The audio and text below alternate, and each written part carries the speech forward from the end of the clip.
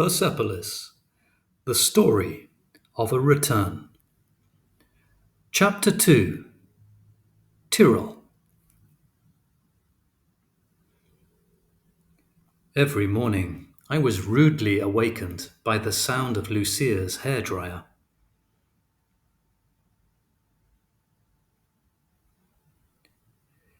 It was my very own alarm clock, set for 6:30 on the dot. Morning. Hello. Yeah, right.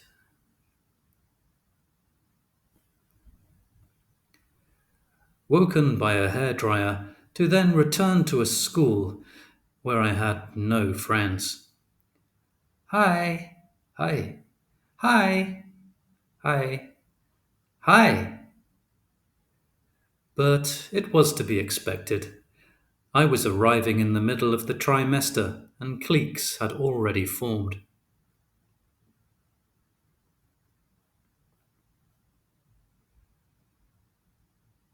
And then there was the first math test.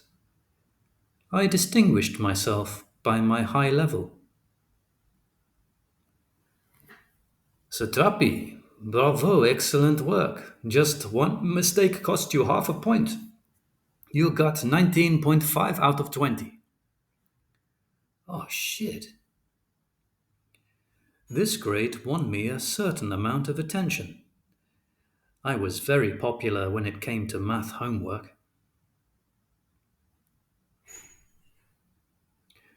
Then I began to draw caricatures of the teachers. I had gotten into this habit with my teachers in Iran. The difference being that they were all veiled, therefore much easier to draw. These portraits also brought me some goodwill.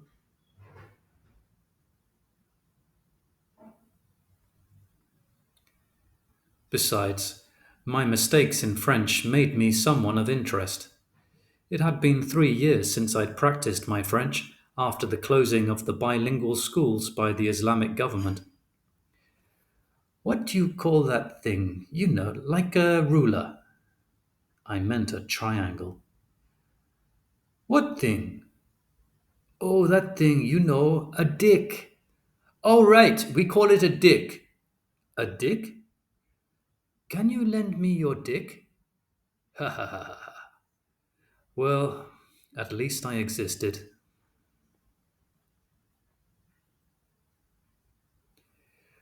Things evolved. After some time, Julie, the sullen girl in the second row, took an interest in me. She was an 18-year-old French girl in a class where the average age was 14. I understood later that her reserve came from the fact that she considered the others to be spoiled children. But I was different. I had known war. She introduced me to Momo. He was 2 years older. This is Marjane. She's Iranian. She's known war. War? Delighted. You've already seen lots of dead people?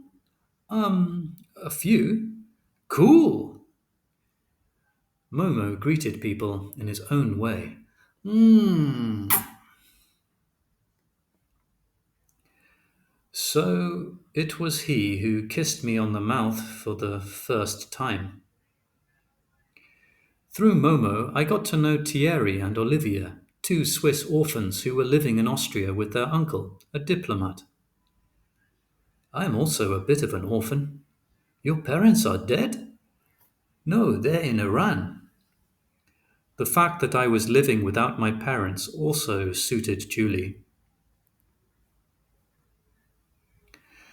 An eccentric, a punk, two orphans, and a third worlder. We made quite a group of friends. They were really interested in my story, especially Momo. He was fascinated by death.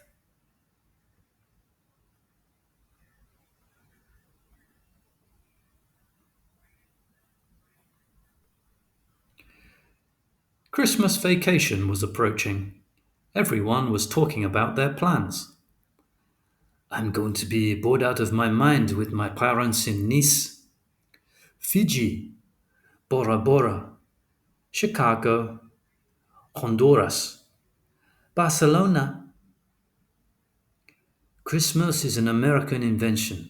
A Santa Claus decked out in red and white was Coca Cola's mascot. It's good for business.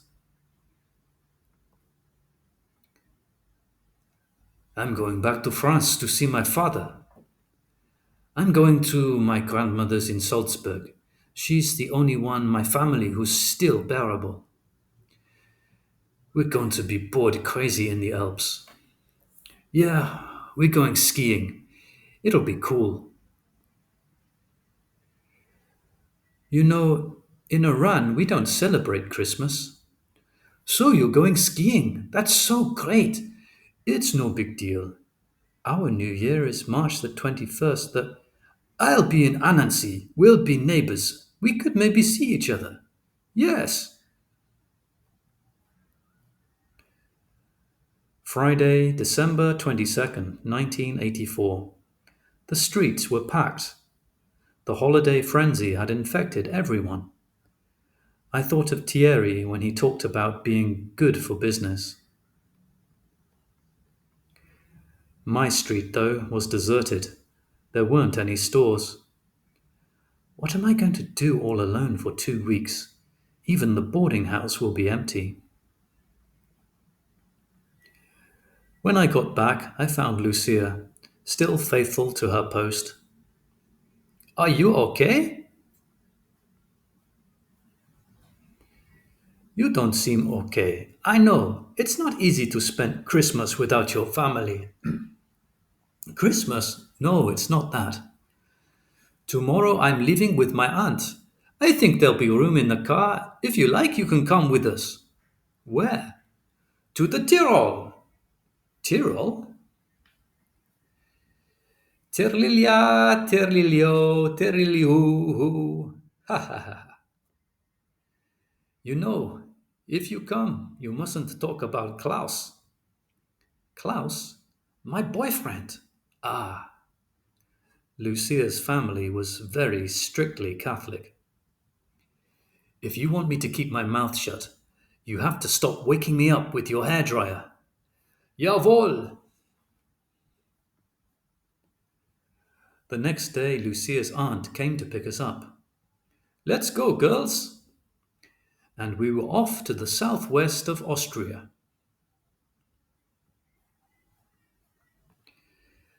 Lucia's parents were incredible. They were unlike anyone I'd ever met. Her Tyrolean Austrian father wore pants made of leather. Her Tyrolean Italian mother had a moustache. Only her sister reminded me of Heidi. After dinner, we are going to church. Ach, ja. The, the German was difficult to understand. And indeed, we went to church for midnight mass.